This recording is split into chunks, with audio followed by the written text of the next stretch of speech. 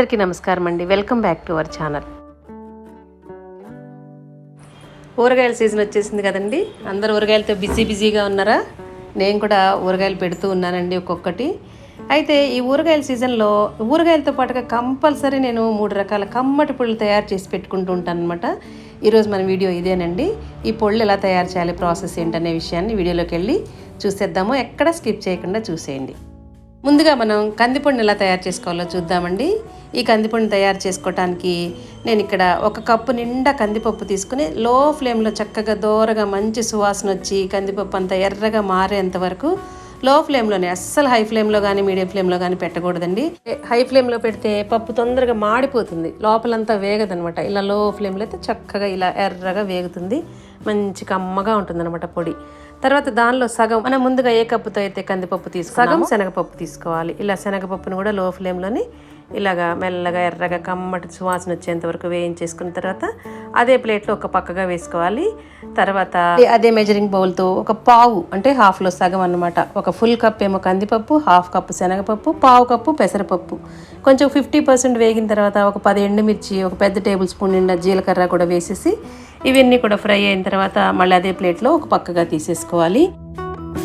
ఇప్పుడు ఇంకా మనం స్టవ్ ఆఫ్ చేసేసి దీనిలో ముద్ద ఇంగు ఉంటుంది కదా, ముద్ద ఇంగు లేకపోతే పొడి ఇంగు అయినా సరే, మా అమ్మ వాళ్ళ అత్తగారు వాళ్ళు అయితే ఎక్కువ ఈ ముద్ద ఇంగుని ఇలాగా ఆ వేడి మీదే మనం ఇవన్నీ వేయించిన తర్వాత వేడిగానే ఉంటుంది కదా, ఆ వేడి మూకుట్లోనే ఒకసారి ఇలాగా ఫ్రై చేసేసి దీన్ని బాగా చల్లారిన తర్వాత మనం గ్రైండ్ చేసుకోవాలి. టేస్ట్కి సరిపడా సాల్ట్ వేసేసి గ్రైండ్ చేసేసుకోవాలి. ఇంకా ఇంగు వాసన పడని వాళ్ళు, ఇంగు అంటే అస్సలు ఇష్టపడని వాళ్ళు ఉంటారు కదా, వాళ్ళు ఈ టైంలో ఇలా మనం గ్రైండ్ చేసే టైంలో ఒక 5-6 వెల్లుల్లి రెబ్బల్ని వేసేస్తే అలా కూడా పొడి చాలా బాగుంటుందండి. మన ఛానల్లో రకరకాల పొడులని, పచ్చళ్ళని, ఊరగాయలని, పిండి వంటలని చేసుకుని మనం పోస్ట్ చేసుకున్నామండి. ఎవరైనా ఇంట్రెస్ట్ ఉన్న వాళ్ళు ఉంటే ఒక్కసారి మన ఛానల్ని చెక్ చేయండి.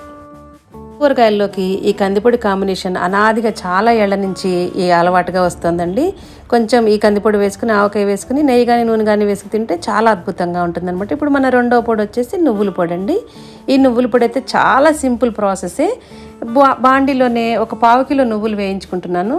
ఇవి కొంచెం ఒక 50% వరకు వేగిన తర్వాత దీనిలో కొంచెం జీలకర్ర, ఎండుమిర్చి వేసేసి అవి వేయించేసుకోవాలన్నమాట. చాలా లో ఫ్లేమ్లోనే, ఇవి కూడా తొందరగా మాడిపోతాయి నువ్వులైతే, అందుకని మెల్లగా వేయించుకోవాలన్నమాట ఓపికగా.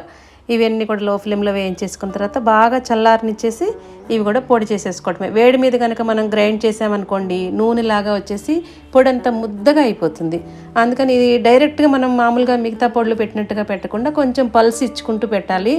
ఈ పొడిని మాత్రం చాలా టెక్నిక్గా పెట్టాలన్నమాట. టేస్ట్కి సరిపడా సాల్ట్ వేసేస్తున్నాను. బర్రమని మామూలుగా మనం మిగతా పొళ్ళు పట్టేసినట్టుగా ఈ పొడిని పట్టకూడదండి, పల్స్ ఇచ్చుకుంటూ స్లోగా పట్టుకోవాలన్నమాట. ఈ నువ్వుల పొడి చాలా హెల్త్కి మంచిది, టేస్ట్ కూడా బాగుంటుందండి. ఈ ఊరగాయల్లోకి అయితే చాలా అద్భుతంగా ఉంటుంది, చాలా సింపుల్గా చేసేసుకోవచ్చు. ఇప్పుడు మన 3వ పొడి వచ్చేసి కొబ్బరి పొడి అండి.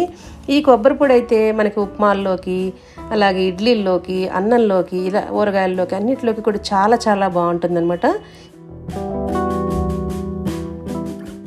దీనికోసం నేను 2 ఎండు కొబ్బరి చిప్పలు తీసుకుని చిన్న చిన్న ముక్కలుగా కట్ చేసుకుని వీటిని కూడా లో ఫ్లేమ్లోనే, ఏది వేయించుకున్నా కూడా మనం లో ఫ్లేమ్లోనే వేయించుకోవాలన్నమాట.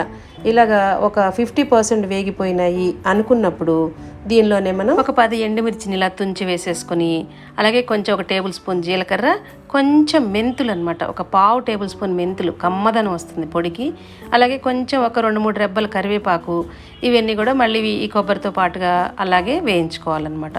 ఇప్పుడు దీనిలోనే ఒక 2-3 టేబుల్ స్పూన్స్ ధనియాలు కూడా వేసుకుంటే చాలా బాగుంటుందండి. కొబ్బరి పొడి అంటే చాలా వరకు ఇంతకుముందు నేను ఓన్లీ కొబ్బరి, జీలకర్ర, అలాగే వెల్లుల్లి, పుట్నాలు వేయించేసుకునేదాన్ని. మధ్యన ఇలాగా కొత్త ప్రాసెస్లో ఇవన్నీ వేస్ట్ చేస్తుంటే మా ఇంట్లో వాళ్ళందరికీ చాలా బాగా నచ్చిందండి. అందుకని ఇది మీతో షేర్ చేసుకుందామని చెప్పేసి లాస్ట్ టైం ఇలాగా ఉట్టిగా కొబ్బరి పొడి చేసి చూపించాను, ఈసారి ఇలా చేస్తున్నాను అనమాట.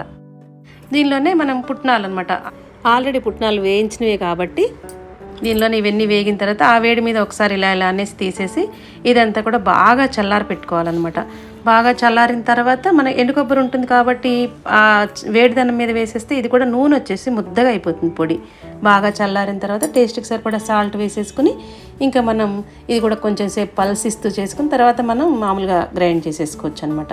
ఇలా మెత్తగా అయిపోతుంది.